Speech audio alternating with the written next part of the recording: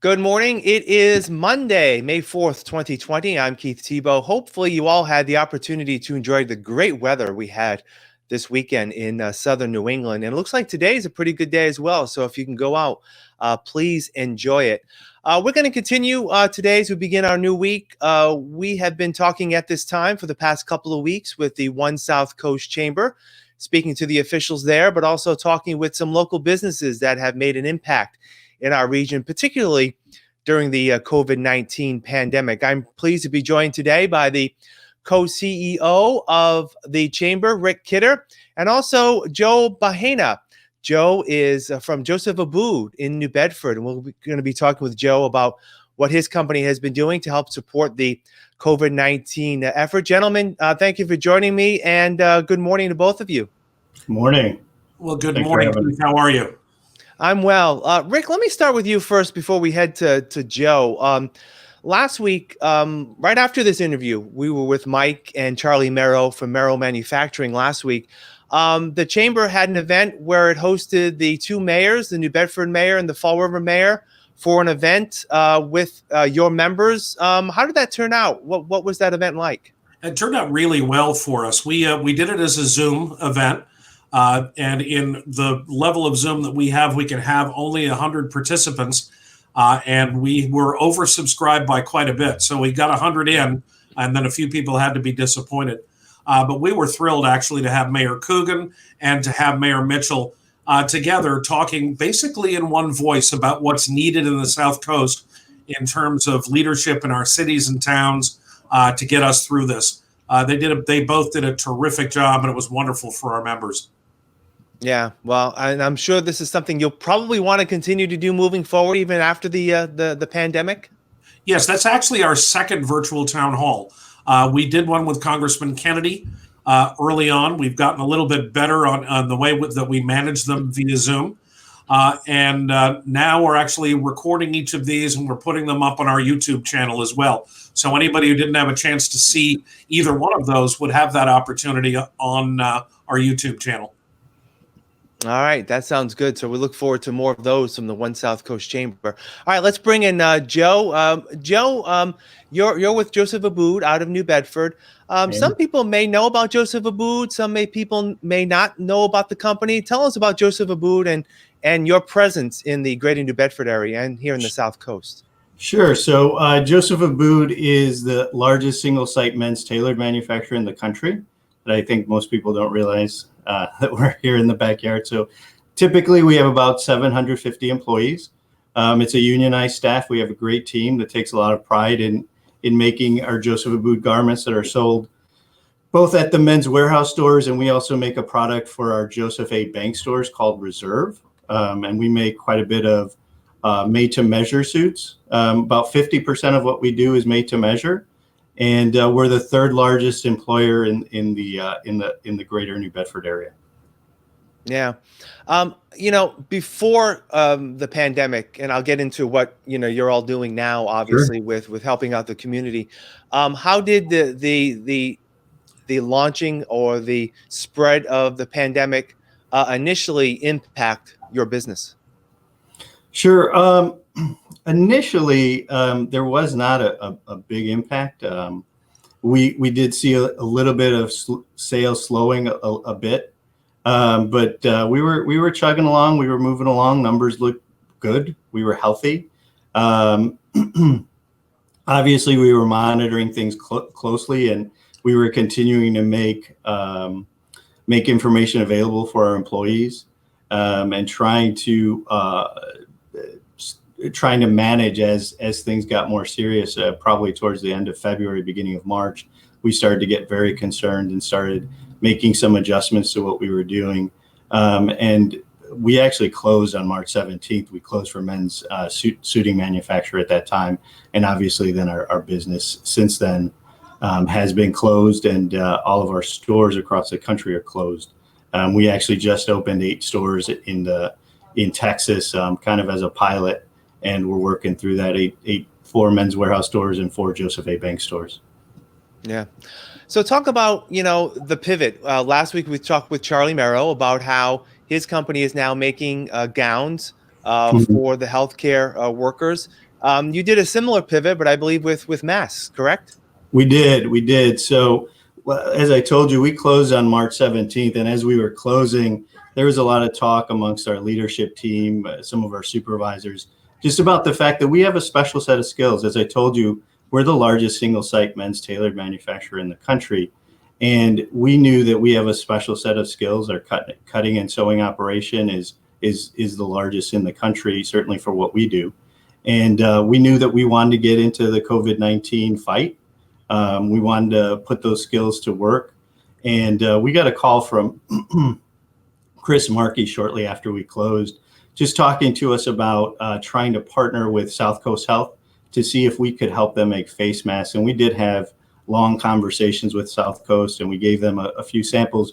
The trouble is the mask we're making really is a mask that should be used when an FDA approved mask is not available, something that you and I should be wearing every day, but not really something that has clinical use. And so we weren't able to help them, but it really got us moving down that path. You know, I got a call from several different people looking for masks, and we were able to start producing and proud of the work we're doing.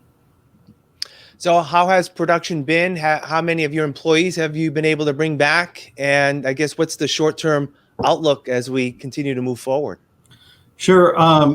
So we've actually, to be clear, we're still officially closed. And so we aren't making anybody come back. Everybody that's come back, obviously we're paying our employees, but everybody that's come back has come back on a volunteer basis. And really right now, I think people are scared, and probably rightly so.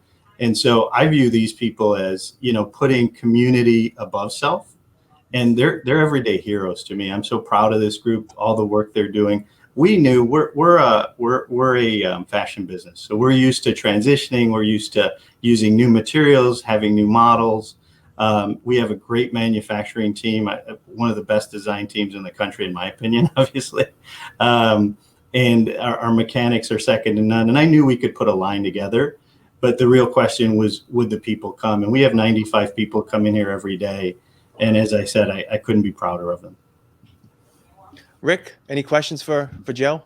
It's interesting. One of the challenges, Joe, in bringing people back is that in some cases, people are actually doing better with a combination of public assistance plus the $600 from the feds.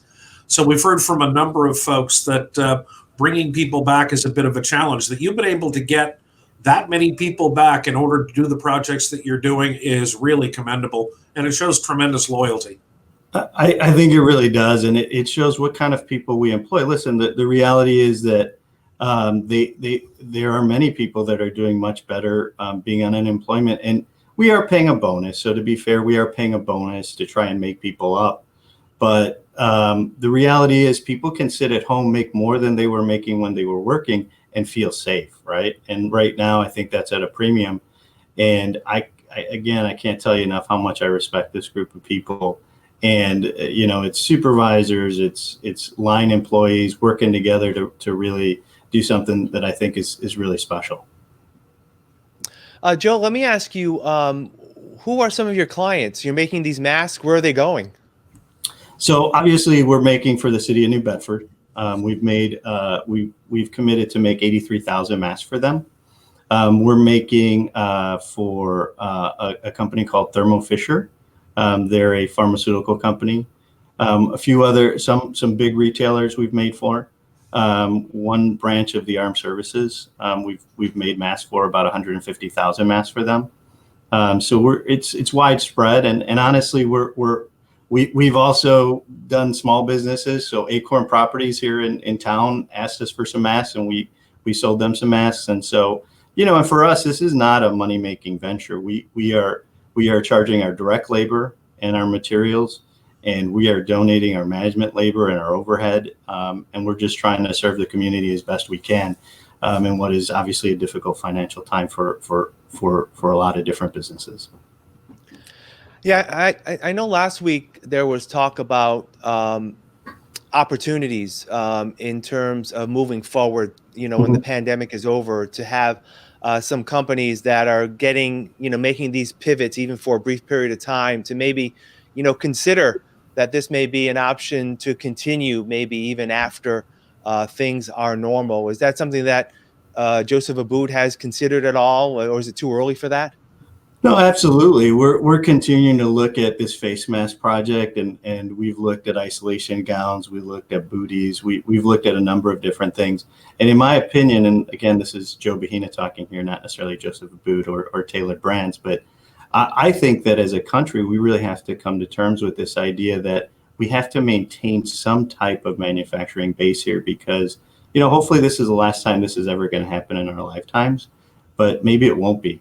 And in my opinion, it's one thing if we were doing some production in PPE and we just had to flip the switch and increase that production. That's much easier than what we've had to do as a country, which is have a lot of businesses like ours and like Charlie's in Fall River trying to do something that, frankly, we aren't the experts at. But boy, the companies that locally, I'm proud of what we're doing.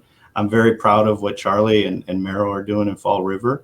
There's a lot of people, Matuk, there's a lot of people that have answered the call, but it would be so much easier if we had a base to just increase production instead of having to reinvent this on the fly. So I'm hopeful that our leaders see that, and there's going to be some kind of support, some kind of program to keep some PP production going. I obviously don't think that we'll continue to do everything. Obviously, there's some competitive advantages to doing it in other places, but when things like this happen, you have to kind of take care of yourself first. That's what we're doing here at Joseph Abboud. We're making sure that we take care of the city of New Bedford first, and then everybody else kind of falls in line behind that. But listen, we've been able to help a lot of different people, but I think we need to keep that manufacturing base in place.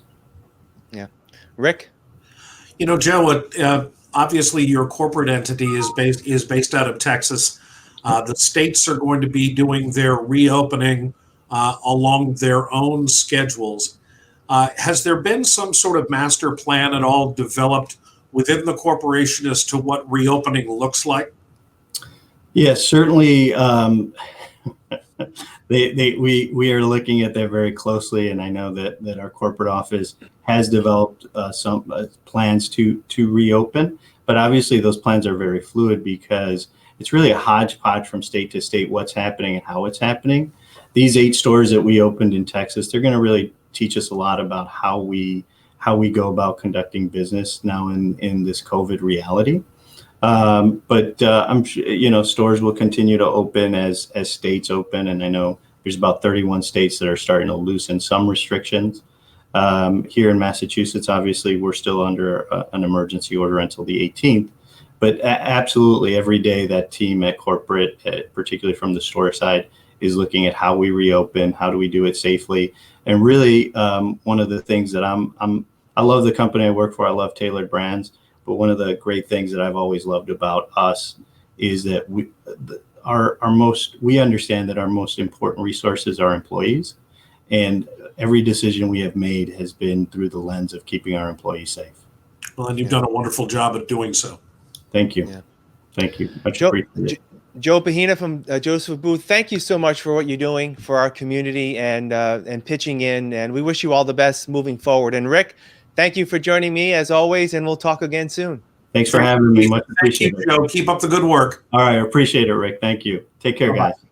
Be safe. All right. Again, I want to thank Joe and Rick for joining us today, and also thanking you for joining us on this beautiful Monday morning as we continue to provide more information about what we're doing here at FRCmedia in terms of covering COVID-19. I also want to send you to our website, frmedia.org, where you can relive this interview and all our interviews that we've been conducting over the past few weeks as we continue to keep you informed of what's happening in our community. So for all of us here at FRCmedia, thanks for joining us. Have a great day, and we will see you again very soon.